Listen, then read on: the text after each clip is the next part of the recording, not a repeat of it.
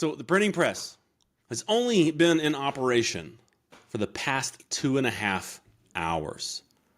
That would be true if you crammed all of the last 5,025 years, the entire history of writing, into a 24-hour period.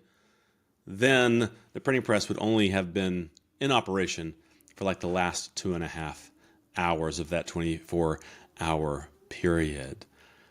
The printing press's arrival coincided with this crazy shift in Western culture where we had the Renaissance and Enlightenment, rationalism, industrialism, and the scientific revolution. All of this coincided together, and the printed word then, in the midst of all of that, became a foundational element of Western thought. It influenced how we understood and shared knowledge, and how we applied our knowledge, and how we shared our knowledge. And most of our understanding of the Bible has been shaped within a modern Western context, a culture saturated with text. And that has greatly influenced, maybe limited, our interpretations of the Bible. It's so important to remember that for most of human history, maybe even for most cultures around the world today, in the majority world, access to the text is much more limited than our own cultural realities. Most of humanity has not read their definitive stories and traditions. They've heard them and seen them performed. So what follows here, what I'm doing here, is I'm trying to put together a 10-minute crash course on what we know about how communication in oral traditional cultures actually works, so we can have some context for other videos that I have on the channel here. Especially the interviews that I'm going to be conducting with scholars in the fields of orality and textuality, media studies, biblical performance, criticism, and all that. So yeah, buckle up. All right, a little historical insight. Up until the 1960s, and really even still today, many biblical scholars have operated under assumptions about oral traditions that were more reflective of our understanding of them through our Western text-saturated post-Enlightenment cultural biases. Scholars like Hermann Gunkel and Rudolf Bultmann launched this area of biblical criticism called form criticism. And what they pictured was this naive, disconnected tradition of oral forms that would be used in communities for specific points. And the texts that we have, the traditions that we have in the biblical text, don't represent the original structure of the traditions, but editors took the old traditions, the oral forms, and pieced them together into more solidified wholes. But if we go to the text, we can mine from the text these older oral forms. This approach often greatly misunderstands the flexibility, adaptability, and the holistic tendencies of conservation of oral traditions. And all too often, when the word orality is spoken among biblical scholars, paradigms of form criticism are assumed. But the exploration of theories of orality has evolved significantly over the past 100 years, and biblical criticism has been slow to keep up with the field. Perhaps the most notable paradigm shift that occurred in the field of orality was in the 1960s due to Milman Parry and Albert Lord's analysis of these oral traditions in Serbo-Croatia, and they applied theories from their study of those oral traditions to their study of Homer's Iliad and Odyssey. And they demonstrated connections in the oral formulaic structures in these epics, and they suggested that their theories might be applicable to other oral traditional texts, maybe perhaps like the Bible. However, their approach supported a perspective to oral traditions that saw a great divide between orality and literacy. And this theory was later promoted further by scholars like Walter Ong and Jack Goody. It suggested a sharp cognitive and cultural shift from oral to literate societies. So this great divide theory posited that literacy fundamentally changed cultural dynamics because the written word had the power to transform the culture away from its oral traditional roots.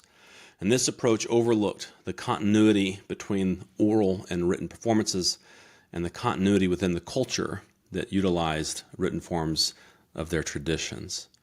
So then John Miles Foley marked another significant turn in the field by challenging these rigid distinctions between orality and literacy. He emphasized the ongoing interaction between oral and written forms within real oral cultures, advocating for an approach that recognized the fluidity and interdependence between these media, these modes of communication. So Foley's work led to a broader understanding that both oral and written media are part of the same traditional approach to specific cultures, rather than being opposing categories. Building on Foley's theories, scholars like Susan Niditch applied these insights to biblical texts, identifying features such as repetition, formulaic language, and metonymy that were indicative of oral tradition. And so many scholars now prefer terms such as media studies over terms like orality or oral tradition. And scholars like David Carr and Raymond F. Person Jr. have explored how texts functioned as memory aids within oral cultures, and how a performance of a smaller part of the tradition can activate or stand in the place of a larger part of the tradition, or even as the epic as a whole. And how different performances of the same traditional material can simultaneously and accurately represent the tradition without either variation being designated as more original or more accurate. Variation in detail does not mean that the tradition has been changed or misrepresented. Sometimes different performances of the same traditional material done differently are accepted as accurate and equally original. So this ongoing evolution in scholarship reflects a broader shift towards appreciating the intricate ways in which oral traditions and textuality interweave, offering richer interpretations of ancient texts, including our Holy Scriptures. So, how about a quick summary of current theories and conversations around oral traditions, written text, biblical interpretation, what we might call media criticism? As we look at these theories, keep in mind the context of the kind of traditional cultures that we're actually talking about. These are communities in which the vast majority, almost everyone in the community, never would really read any of their traditional material. They would hear it performed. They would experience a performance of this material. And they'd heard these traditions. They'd experienced performances of these traditions since before they were even born. They heard these stories in the womb. And these traditions weren't just packets of data to know intellectually. These traditions had shaped and formed a communal identity deep within the psyche of every single individual. So these stories, these traditions were who they were. These traditions were not passed down through some mechanism like the old telephone game where a random sentence is slowly distorted through each telling. In this cultural reality, everybody already knows the traditions, and the performer, usually some kind of official tradition carrier like a priest or a bard, can perform the familiar traditions in creative ways to help activate the communal identity of the people that's already there in their current cultural situation. And so there's often a special and expected set of words and phrases and formulas and scenes that the whole culture already understands and knows. They expect to hear their stories told in these words, through these scenes, in these phrases, with these formulas. And the performer uses these key pieces of the community's extended tradition to tell a specific part about their extended tradition. And they expect the community to know what he or she, the performer, actually means, because everything is already shared in this greater, what some people call biosphere, circumambient tradition, this all-consuming tradition of the culture's cultural identity. A great example is if you were ever raised in the church or spent much time in the church, if I told you the Lord is my shepherd, most Christians will know that what I really mean by those words is something like, God will help you in this difficult time. With only a few traditional words, I can convey an entire aspect of our tradition that relates to the faithfulness of God, to His goodness, His ability and promise to protect and love His people. And even when people would write traditions down in these oral traditional cultures, they didn't just stop telling them aloud. Written documents weren't usually Only for reading quietly, they were normally used as memory aids, helping storytellers remember the tales accurately during public performances.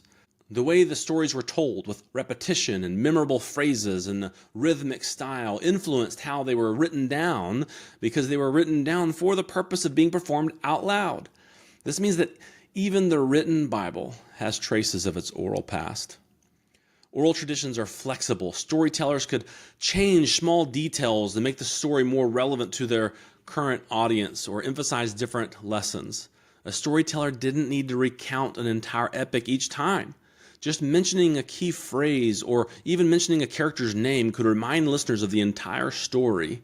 This is super important to remember when we look at how the Bible references itself. Even a small word could connect the current performance to an entirely other section of the greater tradition for rhetorical purposes.